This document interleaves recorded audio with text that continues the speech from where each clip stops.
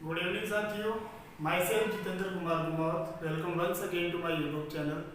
तो साथियों, मैंने आप लोगों को प्रिंसिपल्स पढ़ाए थे लैंग्वेज टीचिंग के। आज उन प्रिंसिपल्स को मैं उसी क्रम में आगे बढ़ाऊंगा। तो मैं आपको ये कहना चाहूँगा कि रोज़ जो मेरी क्लास होती है रीड के लिए, वो शाम को 7 बजे मैं लाइव आता हूँ। तो सभी लोग, 7 बजे नहीं, 7:30 बजे मैं लाइव आता हूँ।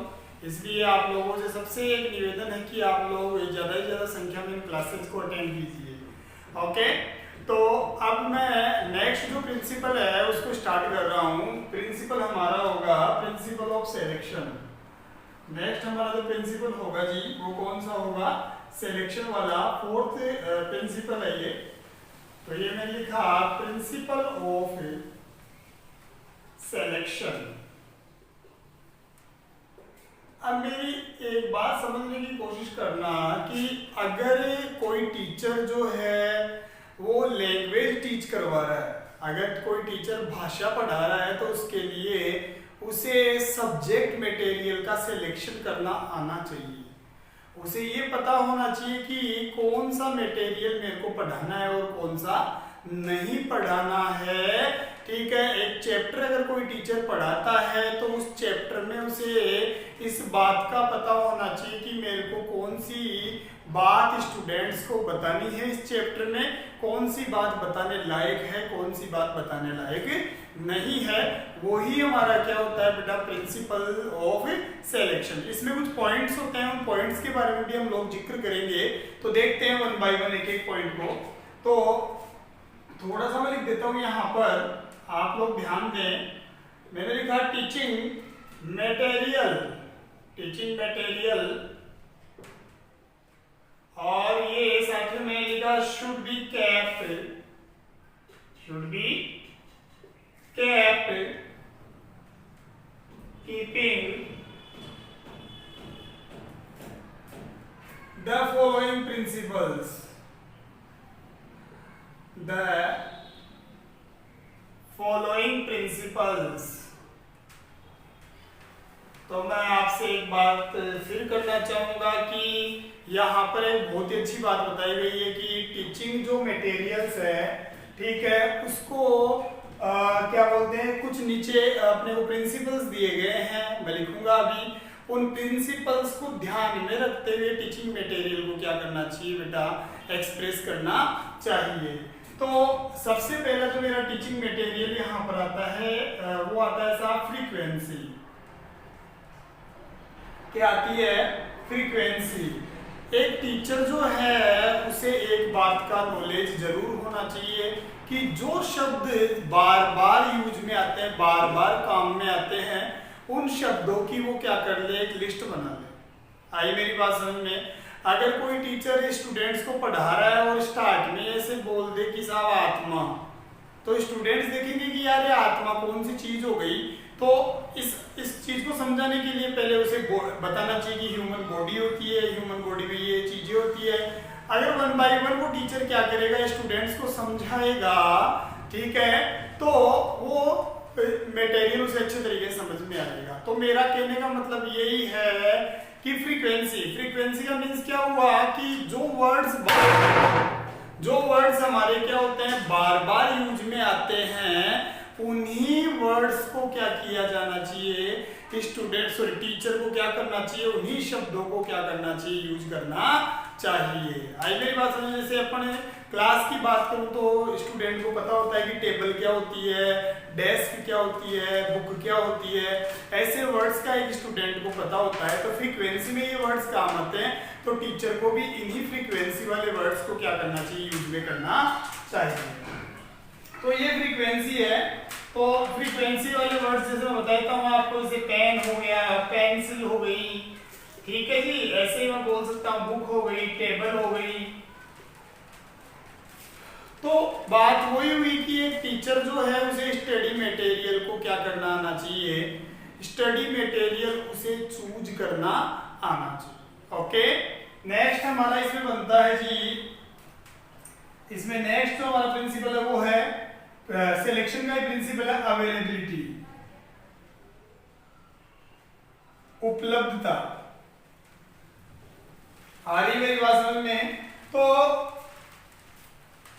एक टीचर के पास जो मटेरियल अवेलेबल हो उसी मटेरियल से उसे क्या करना चाहिए, पढ़ाना चाहिए। अभी क्लास में बोलने को तो मैं आपको बोल दूं कि बेटा मैं डिजिटल बोर्ड से पढ़ाऊंगा, अभी स्टूडेंट्स को पता ही नहीं कि डिजिटल बोर्ड क्या होता है। आई मेरी बात समझ में?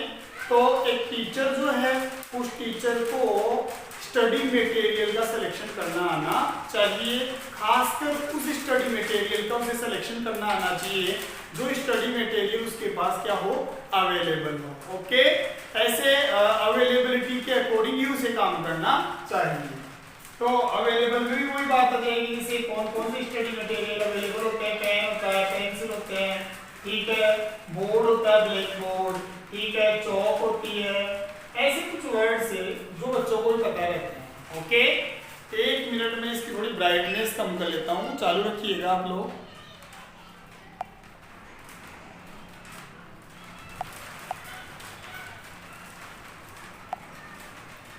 हाँ जी, अब थोड़ा ठीक है। नेक्स्ट सिलेक्शन की बात करें तो एक इसमें एक प्रिंसिपल और बनता है टीचेबिलिटी। टीचेबिलिटी आप सब जानते हैं, टीचेबिलिटी का मीन्स क्या होता है, ठीक है, पढ़ाने का जो कौशल होता है टीचर का, तो टीचर में पढ़ाने की क्या होनी चाहिए, एबिलिटी होनी चाहिए। जो सब्जेक्ट मटेरियल टीचर पढ़ा रहा है उसको पढ़ाने की उसे क्या होनी चाहिए, उसमें टीचिंग की एबिलिटी होनी चाहिए, ठीक है। और टीचिंग एबिलिटी जो है वो कंक्रीट से एब्स्ट्रैक्ट की ओर चलती है। किसकी ओर चलती है, कंक्रीट से एब्स्ट्रैक्ट की ओर चलती है। अब आप सोचेंगे कि यार कंक्रीट क्या होता है, कंक्रीट वो चीज होती है जो अस्तित्व में होती है, और एब्स्ट्रैक्ट चीजें क्या होती है जो अस्तित्व में नहीं होती है। मतलब जैसे मैं बोल दूं कंक्रीट की अगर मैं बात करूं तो बुक है ना, बुक जो है वो विजिबल है, हमें दिखाई देती है, ठीक है, तो ये कंक्रीट है। ये इसको मैं हिंदी में बोलूं तो ये क्या है, मूर्त रूप में है। और एब्स्ट्रैक्ट की अगर मैं बात कर लूं तो यहाँ पर हो जाएगा सोल, ठीक है, एयर, ऐसे वर्ड क्या है, एब्स्ट्रैक्ट है। तो ये क्या है बेटा, इनविजिबल होते हैं, अमूर्त होते हैं। तो teaching should be from concrete to abstract. Teaching जो है वो कॉन्क्रीट से एब्स्ट्रैक्ट की ओर चलनी चाहिए। टीचर को सबसे पहले कहीं टीचर आप जैसे मान लो टीचर नाउन पढ़ा रहा है और स्टार्ट ही कर दिया हवा, ठीक है, तो बच्चा जो है ना उसे पढ़ने में थोड़ी दिक्कत आएगी, क्योंकि हवा जो है, हवा के बारे में वो पढ़ नहीं पाएगा कि हवा जो है वो कौन सा नाउन है, काउंटेबल कैसे हुआ। तो पहले टीचर को क्या करना चाहिए, कॉन्क्रीट बातें बतानी चाहिए, कॉन्क्रीट को सब्जेक्ट मटेरियल उनकी बात करनी चाहिए, और नेक्स्ट उसे किसकी बात करनी चाहिए, एब्स्ट्रैक्ट की बात करनी चाहिए। तो टीचिंग स्किल्स भी टीचर में होना जरूरी होता है। नेक्स्ट मेरा पार्ट बनता है एक लर्नेबिलिटी भी होती है साहब। क्या होती है जी, लर्नेबिलिटी भी होती है। तो लर्नेबिलिटी क्या होती है साहब, लर्नेबिलिटी जो है मतलब सीखने की योग्यता। एक बालक जो होता है, एक स्टूडेंट जो होता है, उसकी सीखने की योग्यता किसके ऊपर डिपेंड करती है, उसकी एज के ऊपर और उसकी मेंटल लेवल के ऊपर, मेंटल स्टेट के ऊपर क्या करती है, डिपेंड करती है। तो यहाँ पर मैं एक लाइन लिख सकता हूँ कि learnability depends on the age and mental state of a learner. ये लाइन आप लिखना चाहें तो लिख सकते हैं। तो मैं लिख देता हूँ यहाँ पर कि मेंटल, सॉरी 1 मिनट, मैंने लिख दिया लर्नेबिलिटी डिपेंड्स ऑन द, किसके ऊपर डिपेंड करती है वो हम देखते हैं, on the age and mental state of a learner. बिल्कुल सही बात है कि सीखना जो है वो विद्यार्थी की उम्र के ऊपर डिपेंड करता है। सीखना जो है वो विद्यार्थी की मानसिक स्तर के ऊपर क्या करता है, डिपेंड करता है। आई क्या मेरी बात समझ में? तो सिलेक्शन करते समय, टीचिंग का सिलेक्शन करते समय हमें बालक की मानसिक स्थिति और उसकी उम्र का ध्यान रखना चाहिए। यहाँ से क्वेश्चन बनेगा 101%। मैं बता दूं आपको कि लर्नेबिलिटी में सिलेक्शन किसके ऊपर डिपेंड करता है, तो मैं आपको बता दूं लर्नेबिलिटी में सिलेक्शन जो है वो किसके ऊपर डिपेंड करता है कि बच्चे की एज और मेंटल कंडीशन के ऊपर क्या करता है, डिपेंड करता है। यहाँ तक आप एक बार समझ लीजिए। अपना जो स्क्रीनशॉट आप ले सकते हैं, फिर मैं थोड़ा आगे बढ़ूंगा। स्क्रीनशॉट ले लीजिए।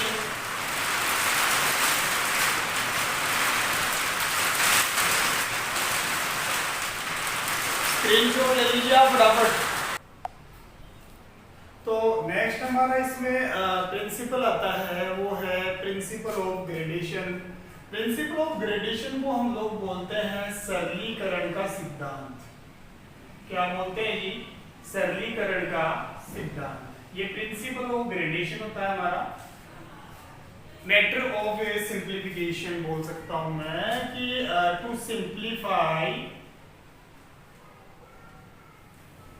Simplify the matter. तो सरलीकरण का सिद्धांत क्या बोलता है, मैं आपको समझाना चाहूंगा कि किसी विषय वस्तु को सरल बनाना ही क्या होता है, सरलीकरण का सिद्धांत होता है।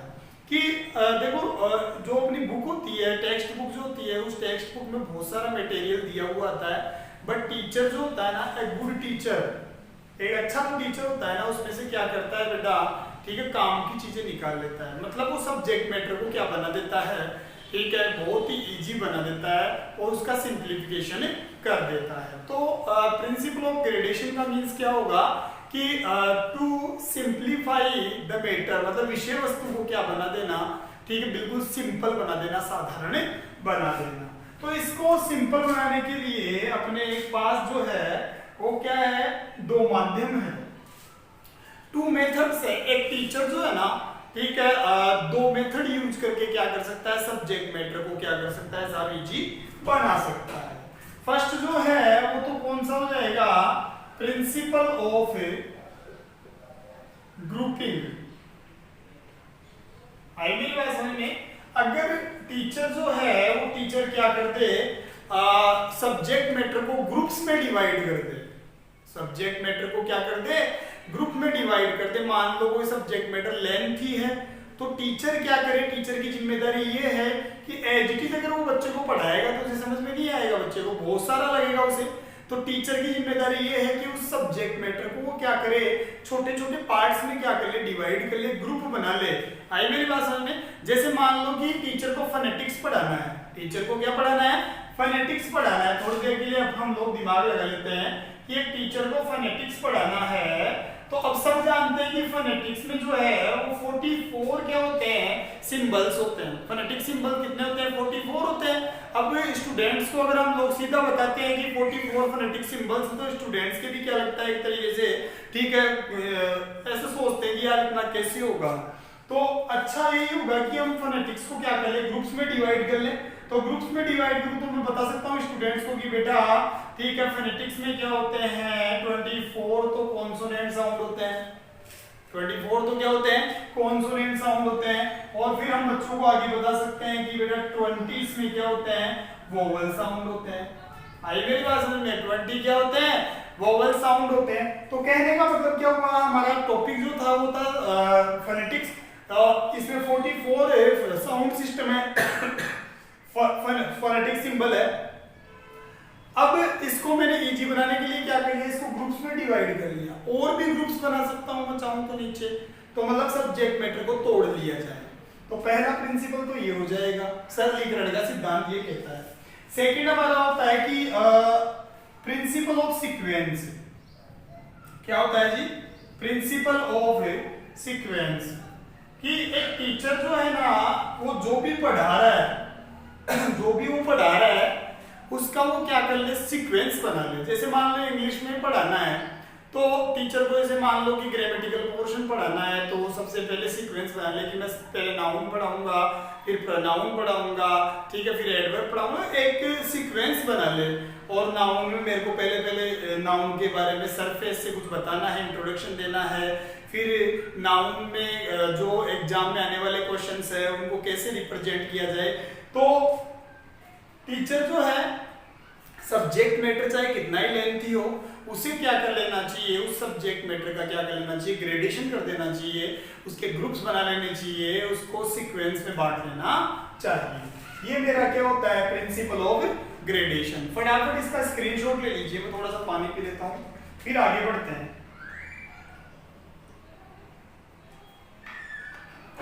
जल्दी कीजिए। चलो ले लिया होगा आप लोगों ने स्क्रीनशॉट, मैं इसको रफ करता हूं। अब नेक्स्ट हमारा जो है प्रिंसिपल है वो फोनोलॉजी का है। देखो मैंने आपको टर्म पढ़ाया था एक फोनोलॉजी, याद हो तो आप लोगों को, ठीक है। मैंने कहा था उसमें कि साउंड सिस्टम की स्टडी जो होती है ना उसी को फोनोलॉजी कहते हैं, याद होगा। तो principle of phonology, principle of phonology, okay. तो प्रिंसिपल ऑफ फोनोलॉजी हम लोग पढ़ने जा रहे हैं, बहुत आसान है, बहुत इजी वे में आप लोगों को समझ में आएगा, ठीक है।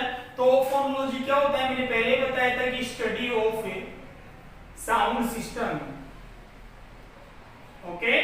साउंड सिस्टम की स्टडी जो होती है ना वो क्या होती है, फोनोलॉजी होती है। इसमें मैं बात करूं तो स्पोकन जो लैंग्वेज होती है ना बेटा जी, अगर बात स्पोकन लैंग्वेज की जाए तो स्पोकन जो लैंग्वेज होती है वो किसके ऊपर डिपेंड करती है जी, depends on sound. Spoken language sound के ऊपर क्या करती है, डिपेंड करती है। ये बात बिल्कुल फैक्ट है कि जो हमारी स्पोकन है उसमें आपका फोनेटिक्स जो है, आपका जो फोनोलॉजी जो है वो आपका ठीक होना चाहिए। फोनेटिक्स ट्रांसक्रिप्शन आपका क्या होना चाहिए, सही होना चाहिए, ठीक है। आपको जो है उनका प्रोनाउंसिएशन सही करना आना चाहिए वर्ड्स का, ओके। तो मैं बोल सकता हूँ स्पोकन जो लैंग्वेज है वो साउंड के ऊपर डिपेंड करती है, जबकि रिटन लैंग्वेज जो होती है, मैं बता देना चाहता हूं कि हमारी जो रिटन लैंग्वेज होती है वो रिटन लैंग्वेज किसके ऊपर डिपेंड करती है जी, साइट के ऊपर डिपेंड करती है, डिपेंड्स ऑन साइट। साइट जानते हैं ना आप लोग, मतलब देखने के ऊपर डिपेंड करती है। भाई लिखा हुआ तो दिखता है, आई मेरी बात समझ में, और अगर हम बोलते हैं तो वो तो साउंड पे डिपेंड करता है, हमारा प्रोनाउंसिएशन ठीक होना चाहिए। लेकिन लिखा हुआ तो बंदा क्या करता है, उसमें प्रोनाउंसिएशन की जरूरत नहीं है, लिखे हुए को तो आप सामने वाला इजी वे में खुद ही पढ़ सकता है। तो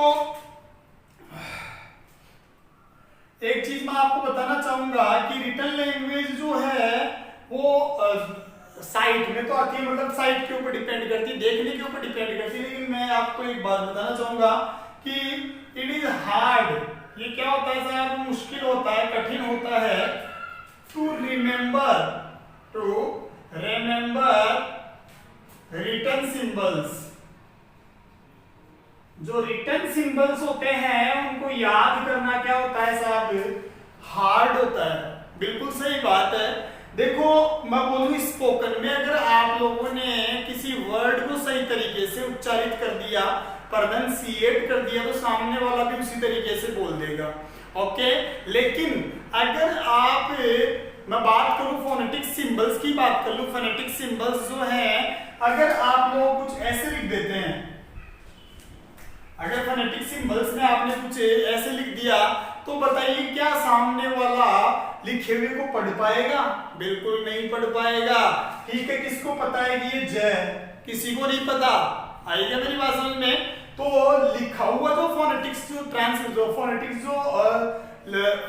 ट्रांसक्रिप्शन अगर मैं बात करूं तो लिखे हुए जो वर्ड्स होते हैं ना, ठीक है, वो हार्ड होते हैं। किस चीज के लिए हार्ड होते हैं बेटा, समझ पाने में उन्हें मुश्किल होती है, डिफिकल्टी होती है। जबकि स्पोकन लैंग्वेज जो होती है ना वो वो साउंड के ऊपर डिपेंड करती है, तो बोला हुआ अच्छे तरीके से समझ में आता है बजाय लिखे हुए के। किसमें, फोनोलॉजी में, ओके। आगे बढ़ जाता हूं, तो ये मेरा क्या था, प्रिंसिपल था फोनोलॉजी वाला। अब हमारा आता है प्रिंसिपल ऑफ इंटरेस्ट, अभिरुचि का सिद्धांत। बहुत इजी है, ये भी आप लोग कर लेंगे। देखो मैं ज्यादा नहीं बताना चाह रहा क्योंकि जीव में आप लोग खुद भी कर सकते हैं, जल्दी जल्दी चल रहा हूं मैं। Principle of interest, principle of interest को हम लोग क्या बोलते हैं जी? अभिरुचि का सिद्धांत। आप चाहे तो लिख सकते हैं हिंदी में। तो अभिरुचि का सिद्धांत मतलब स्टूडेंट्स को पढ़ाई में स्टूडेंट्स का इंटरेस्ट क्रिएट करने के लिए कुछ नई नई टेक्निक्स क्या करना, नए नए मेथड्स क्या करना टीचिंग में लगाना। फॉर एग्जाम्पल जैसे आप लोग क्या कर सकते हैं, ऑडियो विजुअल एड्स का क्या कर सकते हैं, यूज कर सकते हैं। जैसे मान लो आजकल डिजिटल बोर्ड्स का यूज हो रहा है, आज आप लोग कोई डायग्राम से बच्चों को पढ़ा सकते हैं, आप लोग कोई पिक्चर बना सकते हैं, कोई मैप लेके आ सकते हैं। तो उससे क्या होता है, टीचिंग थोड़ी इंटरेस्टिंग बन जाती है और बच्चे भी क्या होते हैं साहब बोर नहीं होते हैं, थोड़ा इंटरेस्ट लेकर पढ़ते हैं। तो बात करते हैं यहाँ पर इंटरेस्ट के सिद्धांत की। अगर मैं बात करूं तो इंटरेस्ट के सिद्धांत का क्या कहता है कि साहब ऑडियो विजुअल जो एड्स होते हैं, ऑडियो विजुअल जो एड्स होते हैं, जानते हो ना ऑडियो विजुअल? ऑडियो का मतलब जो सुनाई देने वाला, विजुअल जो दिखने वाला। जैसे ऑडियो में जैसे आपने स्पीकर लगा दिया, स्पीकर लगा के बच्चों को पढ़ाने लग गए आप लोग, ठीक है। विजुअल में जैसे मान लो आपने कोई मैप ले आया, आपको पिक्चर ले आए, आपने क्या कर दिया, कोई डिजिटल बोर्ड ले आए आप, तो ऐसा कुछ एड्स का एक सामग्री होती है, ठीक है। इसमें कुछ मैंने लिख दिया, जैसे पिक्चर हो गया, ठीक है, चार्ट्स हो गए, ओके, ऐसे ही एटसेट्रा एटसेट्रा एटसेट्रा। तो to make interest in the children, ठीक है, a teacher must use teaching aids, audio visual aids like pictures, charts, okay. Next हमारा इसमें बन जाता है कि मेकिंग, एक टीचर जो है ना, स्टूडेंट्स उसे भी ये पता होना चाहिए, क्या पता होना चाहिए कि वो मटेरियल को बना दे, सब्जेक्ट मटेरियल जो टीचर के पास वो उसे बनाए, कैसा बना दे साहब, मीनिंगफुल बनाए। टीचर में इतनी क्वालिटी होनी चाहिए साहब कि वो सब्जेक्ट मैटर को क्या कर दे, मटेरियल को क्या कर दे, मीनिंगफुल बना दे। और उसको कैसे मीनिंगफुल बना सकता है वो, अगर वो उस सब्जेक्ट मटेरियल को क्या करता है, लाइफ से रिलेट कर देता है, जीवन से क्या कर देता है, रिलेट कर देता है। तो सब्जेक्ट मटेरियल जो है उसको मीनिंगफुल बना देना चाहिए टीचर को। तो टीचर वही होगा जो टीचर क्या करेगा, जिसमें टीचिंग की स्किल्स होगी, किस तरीके से वो सब्जेक्ट मटेरियल को क्या बना सकता है, इंटरेस्टिंग बना सकता है। ये एबिलिटी अगर टीचर में है तो ऑटोमेटिकली स्टूडेंट्स को समझने में दिक्कत नहीं आएगी। तो पढ़ाने का तरीका होता है, टीचर खूब होते हैं बट पढ़ाने का तरीका सबका अलग होता है। मटेरियल एक होता है, कोई टीचर नाउन पढ़ा रहा है, मान लो 3 टीचर नाउन पढ़ा रहे हैं, लेकिन ठीक है वही नाउन वही रूल वो एक मतलब जैसे मैं बोल दूं कि 2 टीचर नाउन पढ़ा रहे हैं, ठीक है, और नाउन में तुम जानते हो कि रूल सेम है, ठीक है, वही रूल फर्स्ट टीचर बताएगा और वही रूल क्या बताएगा, सेकंड टीचर बताएगा। लेकिन जिसका प्रेजेंटेशन सही होगा ना, ठीक है, बच्चे उसको ज्यादा लाइक करेंगे। आएगी मेरी बात समझ में? जो टीचर रूल्स को, टॉपिक्स को, मटेरियल को क्या करेगा, लाइफ से जोड़ के, बच्चों के निजी जीवन से जोड़ के बताएगा ना, बच्चे उसको क्या करेंगे, ज्यादा लाइक करेंगे। तो टीचर में ये एबिलिटी भी होनी चाहिए, ठीक है साहब। नेक्स्ट मेरा इसमें पॉइंट बनता है कि डूइंग, और ये मैंने लिख दिया डिफरेंट, क्या लिख दिया, doing different types of activities, types of activities. एक टीचर जो है ना उसे अलग अलग तरीके की एक्टिविटीज करते रहना चाहिए। फॉर एग्जाम्पल मैं बात करूं, LSRW उसको फॉलो करना चाहिए। कभी टीचर, कभी जैसे लर्निंग करा दी बच्चों से, कभी बच्चों से क्या करा दी, स्पीकिंग करवा दी, कभी बच्चों से रीडिंग करवा दी, कभी राइटिंग करवा दी। तो ये क्या होते हैं, बच्चों में इंटरेस्ट करने के क्या होते हैं तरीके, इंटरेस्ट क्रिएट करने के तरीके होते हैं। तो एक टीचर जो है, teacher can use LSRW sequence to method to create interest among students. एक टीचर जो होता है ना, वो स्टूडेंट्स के बीच अगर इंटरेस्ट क्रिएट करना चाहता है तो वो क्या कर सकता है, LSRW वाले मेथड को क्या कर सकता है, यूज कर सकता है। बिल्कुल सही है, आगे बढ़ते हैं। अब नेक्स्ट जो मेरा इसमें प्रिंसिपल बनता है वो भी हम लोग देख लेते हैं। तो अगला प्रिंसिपल और भी शानदार है और भी इजी है जी, देखते जाए आप लोग। अगला प्रिंसिपल क्या है कि लर्निंग जो है वो कैसी होनी चाहिए, डूइंग, बाय डूइंग, ठीक है, करके सीखना, काम करते करते बच्चों में लर्निंग क्रिएट करनी चाहिए, ठीक है। टीचर जो है उसे काम करवाते करवाते बच्चों को सिखाना चाहिए, ठीक है। और जैसे मैं लिख देता हूं इसमें द प्रिंसिपल, ये प्रिंसिपल जो होता है ना वो एम्फेसिस किसके ऊपर करता है, वो देखना जोर किस पे डालता है, एम्फेसाइजेज,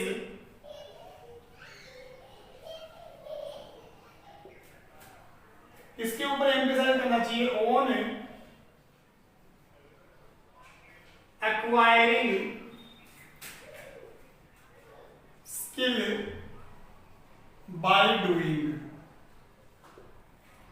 तो एक टीचर जो है ना उसे प्रैक्टिकल कराना चाहिए बच्चों से। कोई भी चीज अगर टीचर सिखा रहा है तो टीचर जो है ना बच्चों को इजी वे में कैसे सिखा सकता है बेटा, डूइंग, मतलब काम करते करते टीचर क्या कर सकता है, बच्चों को स्किलफुल बना सकता है। एक्वायर का मतलब क्या होता है, अर्जन करना, अर्जित करना, ज्ञान अर्जित करना। तो काम करते करते क्या किया जा सकता है, बच्चों में स्किल को क्या किया जा सकता है, डेवलप किया जा सकता है। आइए मेरी बात समझ में, इजी था, इसमें तो कोई प्रॉब्लम ही नहीं है, ठीक है। और लास्ट हमारा जो इसमें प्रिंसिपल बनता है वो प्रिंसिपल बन जाता है जी, principle of passive and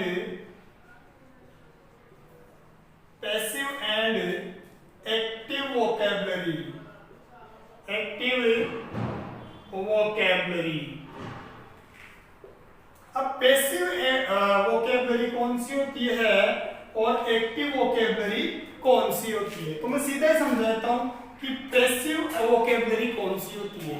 passive vocabulary वो होती है जो डेली रूटीन में हम लोग यूज में लेते हैं। आई क्या मेरी बात समझ में, जो वोकैबुलरी हम लोग डेली रूटीन में यूज लेते हैं, जैसे मैं बोल दूं पेट्रोल, ठीक है, अगर बच्चों को पेट्रोल के बारे में तो बता देंगे। अगर आप बोलते हैं कि साहब सुसाइड, तो ये क्या है, ये डेली रूटीन में काम आने वाले क्या है, वर्ड्स होते हैं, तो बच्चा इनको क्या करता है, इजी वे में सीख पाता है। लेकिन और सॉरी पैसिव बता दिया मैंने, ये एक्टिव वोकैबुलरी होती है बेटा।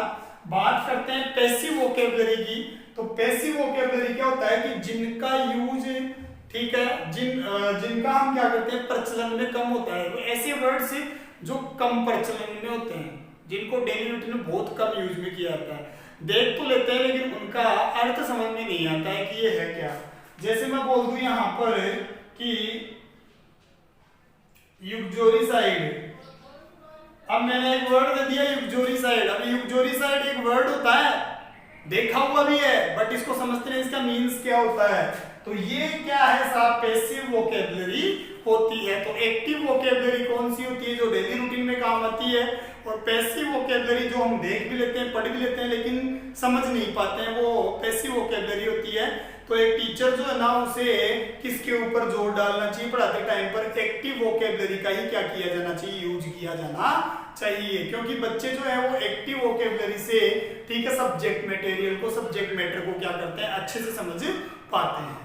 तो ये कुछ मेरे प्रिंसिपल्स थे। आज की क्लास यहीं पे मैं एंड करता हूँ, खत्म करता हूँ, ठीक है। नेक्स्ट क्लास के लिए, नेक्स्ट वीडियो के लिए आपको वेट करना पड़ेगा। कल फिर 7:30 बजे मैं आपके सामने उपस्थित हो जाऊंगा।